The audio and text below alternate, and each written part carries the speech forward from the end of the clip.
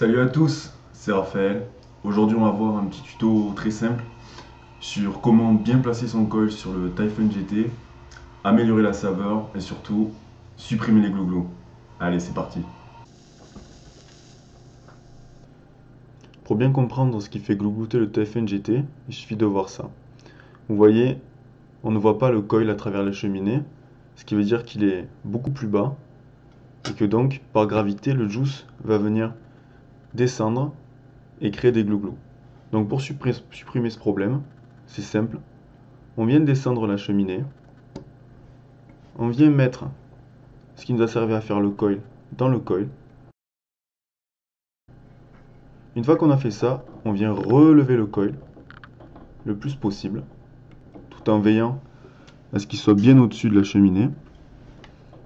Hop, on vient faire ça des deux côtés.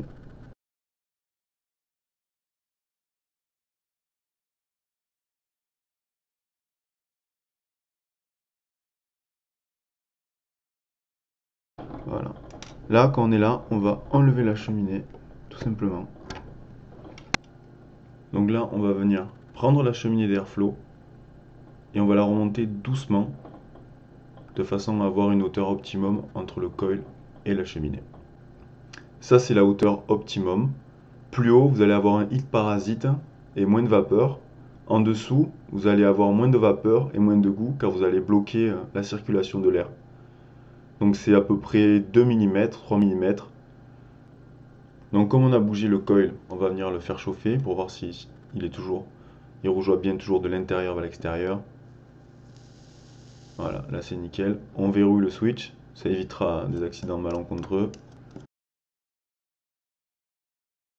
Donc ça c'est la quantité de coton qu'il vous faut, et comme vous pouvez voir, il ne faut pas hésiter à enlever tout ce qui paraît pas homogène. Voilà.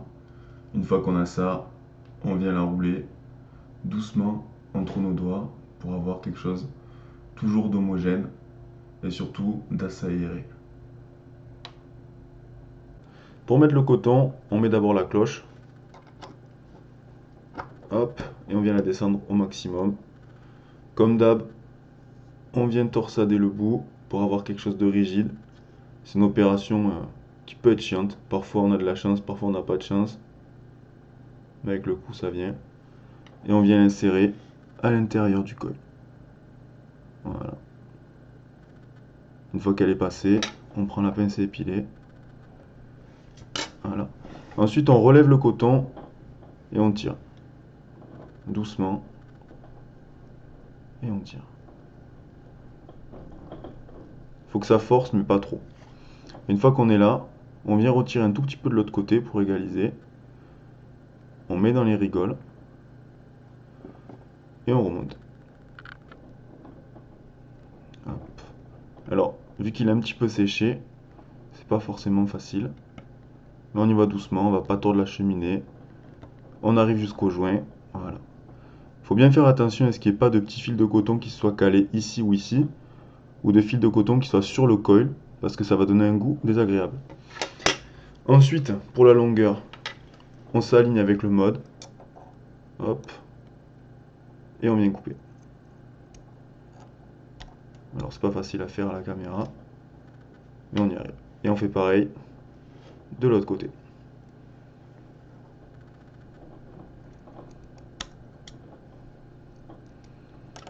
Voilà. On vient replacer rapidement. Maintenant il ne reste plus qu'à imbiber de juice et à profiter de la vape.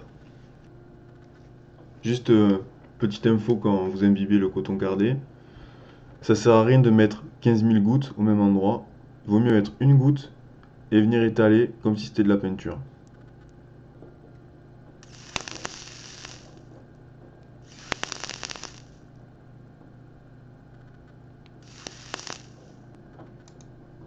Donc on se retrouve maintenant avec une délicieuse petite vape.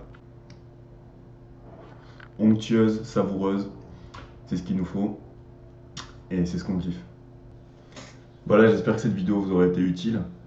Donc 3 choses à retenir pour éviter les glouglous et avoir une super saveur.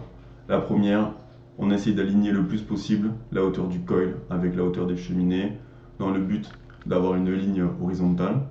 Ça évite que par gravité le juice se cale dans le coil et crée des glouglous. La deuxième, c'est de ne pas forcer en mettant trop de coton dans le coil pour éviter les glouglous. Il vaut mieux replier les 2 petits bouts de coton qui dépassent dans les cheminées. Comme ça empêchera les glouglous et ça n'enlèvera pas la saveur parce que trop de coton, ça enlève de la saveur, c'est pas bon.